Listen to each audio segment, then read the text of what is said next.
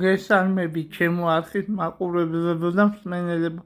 დღეს 1 ოქტომბერია. მე გიბრუნდები სპორტული სიახლეებით. დღეს ჩვენი სასაუბრო თემა იქნება ჩემპიონთა ლიგის ფაზის მეორე ტურის მატჩები. ჩატარებულ მატჩებზე მინდა მოგახსენოთ რა შედეგებით დასრულდა და რა ანგარიშებით დასრულდა ეს მატჩები.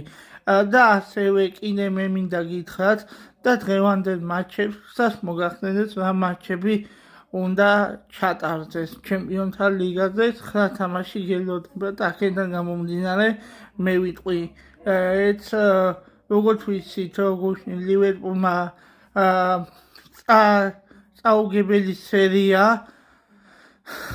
წაუგებელი სერია სამწუხაროდ ეს ასე არ მოხდა ლივერპულმა წაგებების სერია გააგრძელა და ამჯერად კი გალათასარაითან წააგო და სენსაციული მატჩი გამოდგა გალათასარაიმ პრესში ძალიან მაგრად დაიცვა თავი და გალათასარაიმ კი 3 გოლად ჩაიწერა და ძალიან დრამატული და დაძაბული მატჩი იყო.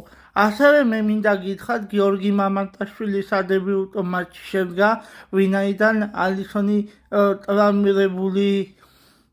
ტრამირებული ალისონი გუშინ ცოტა გლახად იმარხნა ბურთზე რეაგირება მოახდინა და გიორგი მამონტაშვილის სადებიუტო მატჩი ჰქონდა გუშინ გალათასარაის წინააღმდეგ სადღაც მე-60 წუთზე.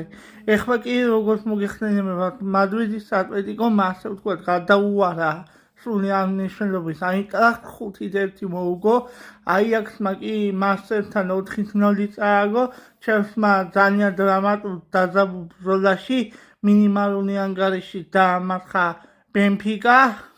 ეხლა კი რა შეეხება ჩემო არხის მსმენელებო დღევანდელ მატჩებსაც ნიუკასლი 2 მატჩს გამართავ თბილისის დროის 2 საათზე და 45-ზე ასე შემდეგ კიდე პრესში ბარსელონა პარი სენ-ჟერმენის ჩვენთვის ძალიან მნიშვნელოვანი მატჩი რა თქმა უნდა ბარსელონა პარი სენ-ჟერმენი თბილისის დროის 11 საათზე და რა შეეხება ვიარიალი იუვენტუსი 2 მატჩს 11 საათზე გამართავს და ჩვენი ქართველი გიორგი მიქავტაძე მიიღებს მონაწილეობა მეორე ტურის ჩემპიონთა ლიგის ფაზის მეორე ტურის მატჩში მიიღებს მონაწილეობას. ეხლა კი როგორც ვიცით ხვიჩა კვარაცხელიაზე კითხვის ნიშმა დგანა ზუსტად არაა დადასტურებული მაგრამ მე ვამბობ რომ ხვიჩა კვარაცხელია გამოტოვებს ამ თამაშს ტრამის გამო მარჯვენა ფეხი ტკივა.